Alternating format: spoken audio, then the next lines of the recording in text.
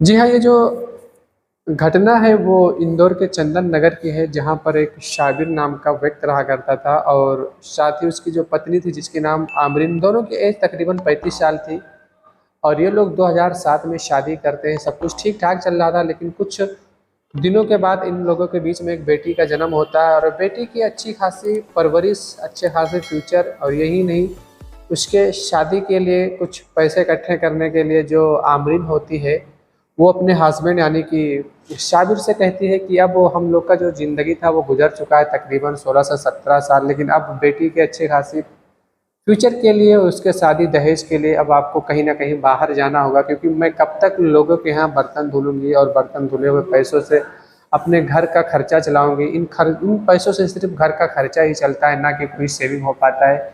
इन्हीं बातों को बार बार जो है वो साबिर को बोला करते थे, सुनाया करते थे। और वो साबिर था, वो थोड़ा कंजूस काहिल टाइप का इंसान था। उसे कहीं आना जाने को अगर कोई बोलता था वो काफ़ी ज़्यादा क्रोधित होता था, गुस्सा होता था, और इन्हीं बातों को लेकर वो आमरीन से काफ़ी ज़्यादा नाखुश रहता था। एक दिन ऐसा आता है कि तकरीबन रात को 11:30 बजे आमरीन के सीने पर चढ़ता है। चढ़ने के बाद में उसके दोनों पिस्तान और साथ ही साथ उसके बॉडी के हर अंग पे वार करता रहता है, और वहीं आमरीन जोर जोर से चिल्लाती है, लेकिन जो उसकी आवाज़ें होती है वो घर से बाहर जाती है। और घर के बाहर यानी कि उसी के जस्ट बगल में उसके पेरेंट्स भी रहा करते थे आमरीन के। तुरंत उसका बाप सुनता है, रात में वो भागता भागता आता है। जब गेट खोलता है तो गेट खेलते हुए देखता है कि जो शाबिर के पेरेंट्स हैं वो दोनों वहीं खड़े हैं, और शाबिर हमारी बेटी को जमीन पे लिटा के उसके सीने पे चढ़कर उसको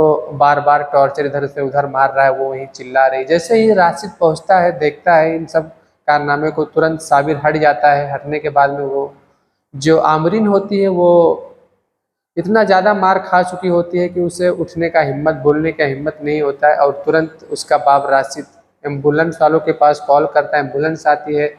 वो अपने बेटी को उठाकर तुरंत एम्बुलेंस में ले जाकर सरकारी हॉस्पिटल में एडमिट करता है, जहाँ पर डॉक्टर की टीम जांच करती है। तब ये पता चलता है कि जो आमरीन है वो काफ़ी ज़्यादा नाजुक अवस्था में है, जिसे यहाँ ट्रीटमेंट कर पाना बहुत ही मुश्किल है। तुरंत वो लोग MY हॉस्पिटल में रेफ़र कर देते हैं, जहाँ पर ले जाते जो आमरीन होती है वो अपना दम तोड़ देती है। और जो शाबिर होता है वो इन बातों को सुनते ही घर से 1 2 3 4 यानी कि भाग जाता है।